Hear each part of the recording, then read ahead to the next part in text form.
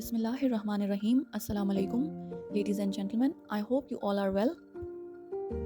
आज हम बात करेंगे ऑकस अलायंस के बारे में, जिसे हम ऑकस पैक्ट के नाम से जानते हैं, ऑकस एग्रीमेंट के नाम से भी जानते हैं और इसे ऑकस अलायंस भी कहा जाता है।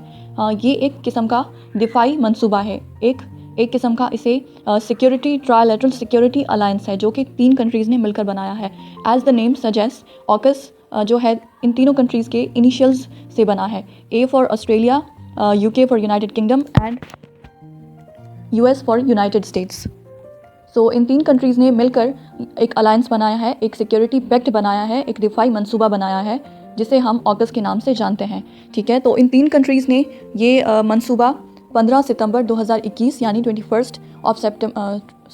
सितंबर 2021 को अनाउंस किया था। और अब अगर हम इस बारे में बात करें कि इस ऑकस पैक्ट में क्या इन्वॉल्व है, what does it consist of, तो इस मुआहदे के तहत UK और यूनाइटेड स्टेट्स दोनों मिलकर ऑस्ट्रेलिया की मदद करेंगे न्यूक्लियर पावर्ड सबमरीन्स डेवलप करने में। जौहरी ताकत से पावर की जाने वाली आबदोज़ें डेवलप करने में ऑस्ट्रेलिया की मदद करेंगे यूनाइटेड स्टेट्स और UK दोनों मिलकर। ऑलराइट, और इस मुआहदे के तहत 8 न्यूक्लियर पावर्ड सबमरीन्स ऑस्ट्रेलिया को दी जाएंगी। इसके अलावा जो साइबर कैपेबिलिटीज़ होती हैं या अंडर वाटर टेक्नोलॉजी या आर्टिफिशियल इंटेलिजेंस, इनकी भी शेयरिंग की जाएगी इन तीनों कंट्रीज़ के दरमियान। लेकिन मोस्ट इम्पॉर्टेंटली जो कंपोनेंट है इस अलायंस का, इस पैक्ट का, वो ये है कि 8 न्यूक्लियर पावर्ड सबमरीन्स डेवलप करने में मदद करेंगे UK और यूनाइटेड स्टेट्स दोनों मिलकर न्यूक्लियर पावर्ड सबमरीन्स डेवलप करने में ऑस्ट्रेलिया की मदद करेंगे। सो ये इसका एक मेजर कंपोनेंट है इस अलायंस का, इस ऑकस पैक्ट का, क्योंकि ये एक सिक्योरिटी अलायंस है जो कि इन तीनों कंट्रीज़ के सिक्योरिटी कंसर्न्स को एड्रेस करने के लिए बनाया गया है। अब अगर हम इन न्यूक्लियर पावर्ड सबमरीन्स की खासियत की बात करें, तो इनकी सबसे बड़ी खासियत ये है कि ये जो कन्वेंशनल सबमरीन्स, जो कन्वेंशनल आबदोज़ें होती हैं, उनसे डिफरेंट होती हैं इस सेंस में कि ये क्वाइटली अंडर वाटर मूव करती हैं, अंडर वाटर ये बहुत आराम से ट्रैवल करती हैं और इन्हें डिटेक्ट करना बहुत मुश्किल है। और करंटली दुनिया में सिर्फ 6 ऐसे कंट्रीज़ हैं जिनके पास न्यूक्लियर सबमरीन्स मौजूद हैं, जिनमें है United States, United Kingdom, France, India, China, Russia और अब ऑस्ट्रेलिया वो 7वां कंट्री बन जाएगा जिसके पास न्यूक्लियर पावर्ड सबमरीन्स आ जाएंगी। And if we talk about कि इस डील की सिग्निफिकेंस क्या है, तो काफ़ी सारे एनालिस्ट का कहना है कि ये डील इस तरह सिग्निफिकेंट है क्योंकि ये इन तीनों कंट्रीज़ का, वर्ल्ड्स लार्जेस्ट डेमोक्रेसीज़ का ये एक अटेम्प्ट है कि वो मिलिटरीली चाइना को काउंटर कर सकें और उसकी जो इन्फ्लुएंस है इन दी साउथ चाइना सी उसको करटेल कर सकें। सो ये इन तीनों कंट्रीज़ का एक अंडरलाइंग मोटिव है, एक एम है टू काउंटर चाइना। इसके अलावा इस डील की अनाउंसमेंट की टाइमिंग बहुत सिग्निफिकेंट है। इस डील को तब अनाउंस किया गया है जब जस्ट एक ही मंथ, US विड्रॉल के जस्ट एक ही मंथ बाद इस ऑकस अलायंस को अनाउंस किया गया है।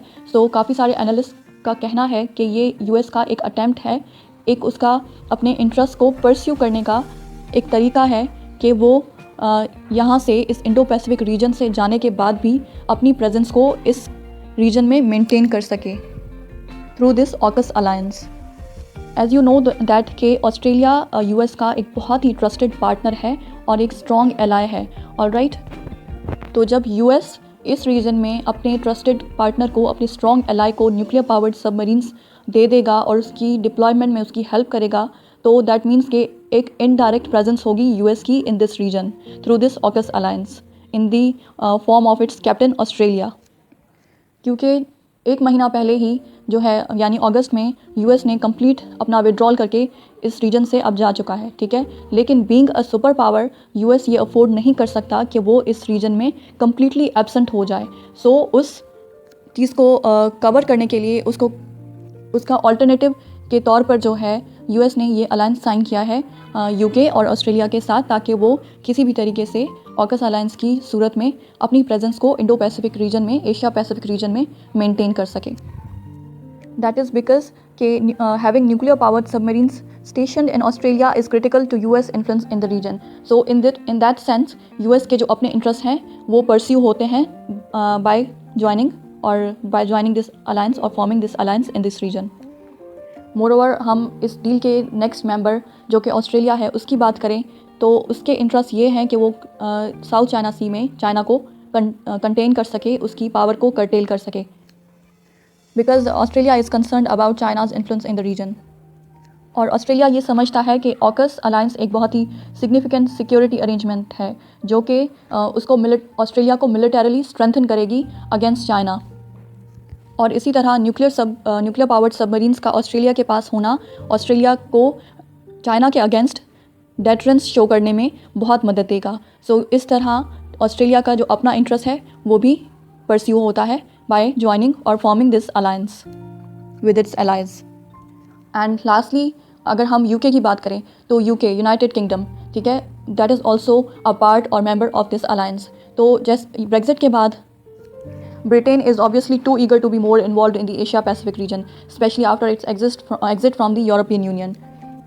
So Brexit के बाद ब्रिटेन का ये काफ़ी इंटेंशन रहा है कि वो ख़ुद को काफ़ी हद तक इन्वॉल्व करे in the Asia Pacific region. So obviously जब ये ऑकस अलायंस में पार्टनरशिप होगी इन तीनों कंट्रीज़ के दरमियान, तो इस तरह ब्रिटेन का एक इन्फ्लुएंस मेंटेन होगा इन दी एशिया पैसिफिक रीजन। सो इस तरह ब्रिटेन के भी अपने इंटरेस्ट परस्यू हो जाते हैं। So these are the some major interests of these countries to maintain their influence and counter China in this Asia-Pacific, Indo-Pacific region.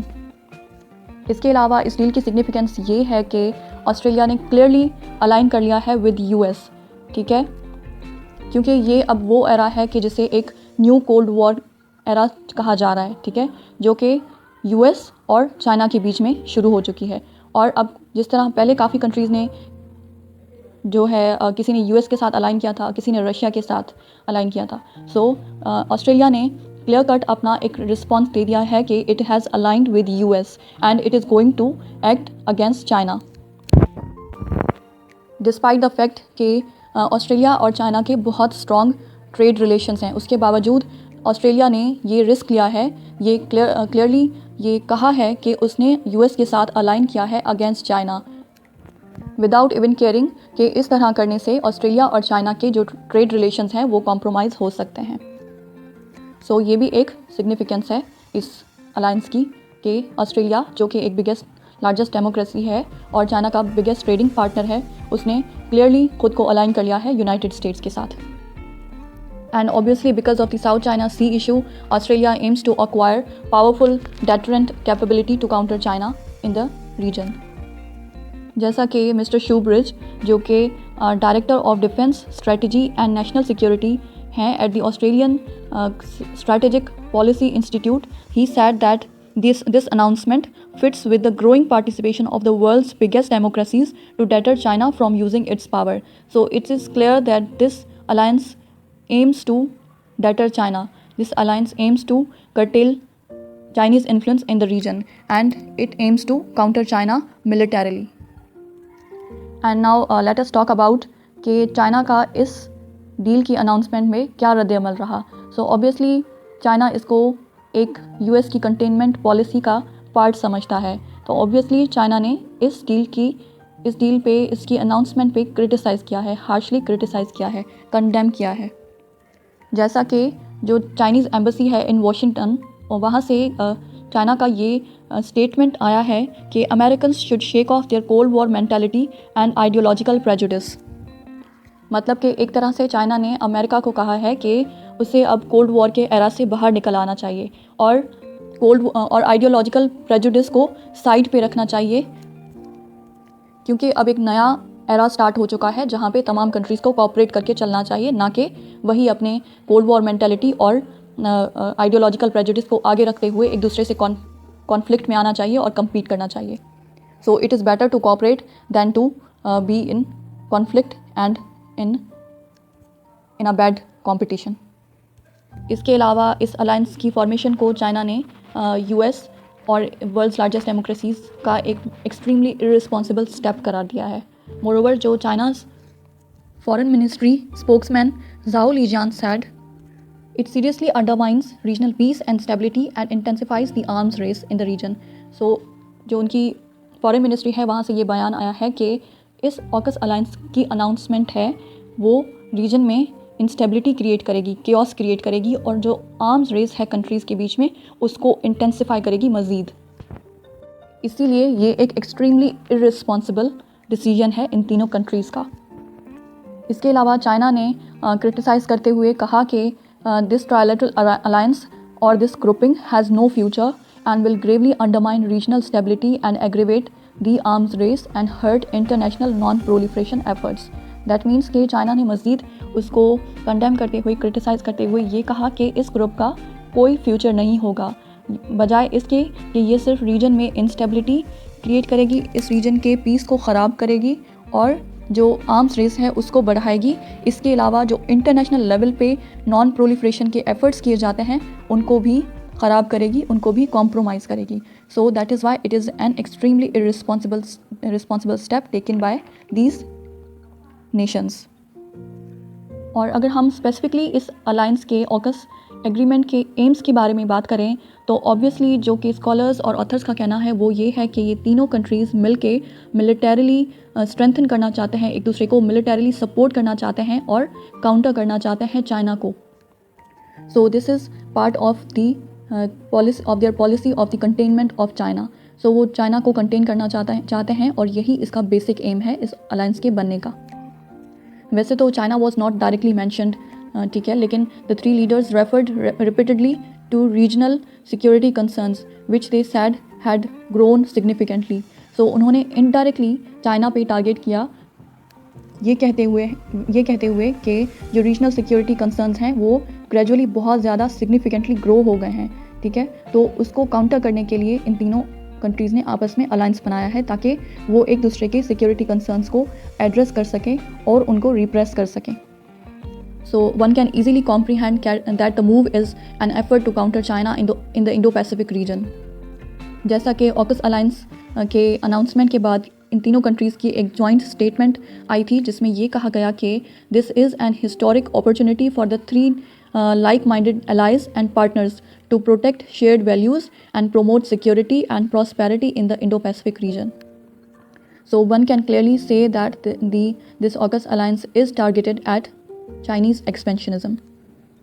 And now let's talk about the impacts of AUKUS alliance. तो सबसे पहला इसका significant impact जो हमें नज़र आएगा वो ये है कि change in the power equilibrium in the region. Obviously जब पावरफुल कंट्रीज़ एक दूसरे के ख़िलाफ़ मज़ीद टेक्नोलॉजी वाले या एडवांस्ड किस्म के हथियार एक दूसरे के अगेंस्ट लाते हैं तो फिर क्या होता है, आर्म्स रेस स्टार्ट होती है। तो फिर एक कंट्री अगर डेवलप करता है तो सामने वाला कंट्री फिर कोशिश करता है कि वो उससे ज़्यादा टेक्नोलॉजी वाली या एडवांस्ड वेपन्स प्रोड्यूस करे, डेवलप करे। तो इस तरह एक तरीके से जो है आर्म्स रेस स्टार्ट हो जाती है रीजन में, जिससे चेंज होता है पावर इक्विलिब्रियम। सो अभी तक जो एक पावर इक्विलिब्रियम मेंटेन था इन द रीजन वो इस अलायंस की को तो बेसिकली द आइडिया इज़ के इस अलायंस का बनना इस रीजन में पावर इक्विलिब्रियम को डिस्टर्ब कर सकता है। तो जब डिस्टर्ब होगा पावर इक्विलिब्रियम तो ऑब्वियसली यहाँ पर इंस्टेबिलिटी होगी और इस रीजन का पीस ख़राब होगा। मोरोवर इसका दूसरा इम्पैक्ट हमें चाइना और ऑस्ट्रेलिया के रिलेशंस पर नज़र आ सकता है। वो इस तरह से क्योंकि ऑब्वियसली अब ऑस्ट्रेलिया जो है क्लियरली चाइना के अगेंस्ट खड़ा हुआ है और यूएस के साथ खड़ा हुआ है। दैट मीन्स कि चाइना और ऑस्ट्रेलिया जैसे कि बिगेस्ट ट्रेडिंग पार्टनर्स हैं तो उनका रिलेशनशिप उनके ट्रेड रिलेशंस कॉम्प्रोमाइज़ हो सकते हैं, उनका रिलेशनशिप स्ट्रेन हो सकता है। सो हो सकता है कि फ्यूचर में हमें ये देखने को मिले। Moreover third major impact is the increasing gulf in relations between France and Australia. That means कि इस ऑकस अलायंस पर फ्रांस ने बहुत बरहमी का इजहार किया, बहुत गुस्से का इजहार किया और उस गुस्से का इजहार करते हुए फ्रांस ने अपने एम्बेसडर्स टू अमेरिका और एम्बेसडर टू ऑस्ट्रेलिया दोनों को वापस फ्रांस बुलवा लिया। और राइट वो इसलिए क्योंकि उन्होंने फ्रांस को एक्सक्लूड करते हुए एक ऑकस अलायंस बनाया। इसके अलावा उसका गुस्सा ऑस्ट्रेलिया पे था, वो इसलिए क्योंकि ऑस्ट्रेलिया ने फ्रांस के साथ डील वर्थ $37 बिलियन साइन की हुई थी, जिसके तहत फ्रांस ने ऑस्ट्रेलिया को around I guess 12 conventional submarines बना के देनी थी ऑस्ट्रेलिया को। लेकिन ऑस्ट्रेलिया ने फ्रांस के साथ वो डील साइन जो की हुई थी उस डील को कैंसिल कर दिया और एक नई डील साइन कर ली विद यूनाइटेड स्टेट्स और यूनाइटेड किंगडम। तो ऑब्वियसली इसने फ्रांस को बहुत गुस्सा दिलाया और जिस पर उन्होंने बरहमी का इजहार करते हुए कहा कि this deal is the stab in the back of France. So France ने इस डील को फ्रांस की पीठ में छुरा घोंपने के मुतरादिफ करार दिया। सो ये एक इम्पॉर्टेंट इम्प्लिकेशन है इस डील की। वैसे तो आपने पिछले दिनों देखा होगा कि यूएस प्रेसिडेंट जो बाइडेन ने फ्रेंच प्रेसिडेंट इमैनुअल मैक्रोन से जो है फ़ेस टू फेस मुलाकात की थी, जिसमें उन्होंने उनके कंसर्न्स को दूर किया, ठीक है, और अपने फ्रेंडली रिलेशंस को रीस्टोर किया। लेकिन ऑब्वियसली हमेशा वैसा नहीं होता जैसा हमें सरफेस पे नज़र आ रहा होता है। सो इट इज़ लाइकली कि इस डील के जो नेगेटिव इम्प्लीकेशंस हैं वो हमें नज़र आएंगे on the relations of Australia and France and also on the relations of America and France. So now let's see कि how these events unfold, future में ये अलायंस कितना सक्सेसफुल होता है और इसके फर्दर क्या इम्प्लीकेशंस होते हैं रीजन पर। So that's all for now. अगर आपको ये वीडियो पसंद आई हो तो प्लीज़ लाइक करें, शेयर करें और सब्सक्राइब करें। Thank you so much. Take care. Bye bye.